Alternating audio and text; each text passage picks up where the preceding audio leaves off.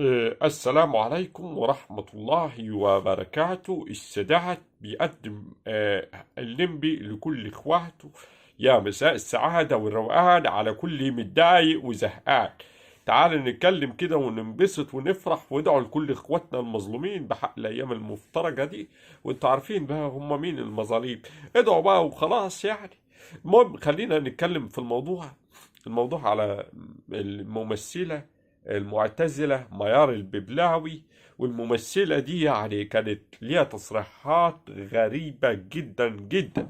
والله في سنة من السنين أنا مش فاكر إمتى يعني، بس تقريبا من سنة سنتين كانت طالعة في قناة، في برنامج، بتقول للمذيعة إن هي اتجوزت واتطلقت 11 مرة.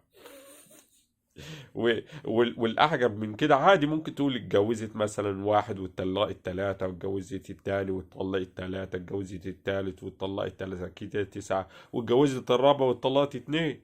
لا يا حبيبي، ده قالت لك انا اتطلقت 11 مرة من نفس الراجل اللي هي كانت متجوزاه اول واحد. ما بالك بقى باللي يعني اللي عشان ترجع للراجل ده. انتوا فاهمين ان لازم يكون في واحد يتجوزها بشكل شرعي، وبعد كده تحل ليه يعني بعد الثلاث طلقات. لكن في ناس بتتحايل على الدين والقانون والشرع وكل الحاجات دي، وتعمل حاجات يعني استغفر الله العظيم.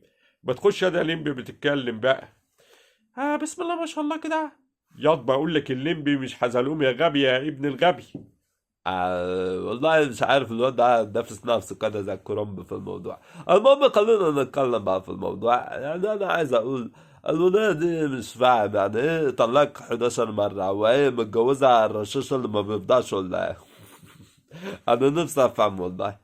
يا عم اقعد بقى ساكت بقى شوية يا عم وروح شوف نوسة. يا اسكت يا يخرب بيت فقرك. يا عم عايز اتكلم شوية يا عم. انت واخد دراع بلاي ستيشن ليه؟ اديني الدراع اتكلم بيه شوية. بسم الله ما شاء الله كده. انا عايز اقول يعني ان هي بعد التصريح 11 مرة ده عايزة يعني تقاضي الراجل اللي قال عليها الشيخ في سنة من السنين ان كده زنا، وان كده حرام وطبعا كان عايز يحبسها ورفع عليها قضية. وطبعا يعني القضية هي كسبتها، وعايزة تدفعها 6 مليون جنيه، يعني 6 مليون جنيه. تخيل بقى. يعني ملايين، وانا معيش 6 جنيه وربع اروح بيهم الشغل. والله ولا انا والله. يلا اشوفكم على خيرة الله. لو عجبكم الفيديو اعملوا اشتراك لايك ورقم تعليق شير. والسلام عليكم بقى يعني. وانتظرونا بكل جديد. وانتظرونا بكل جديد.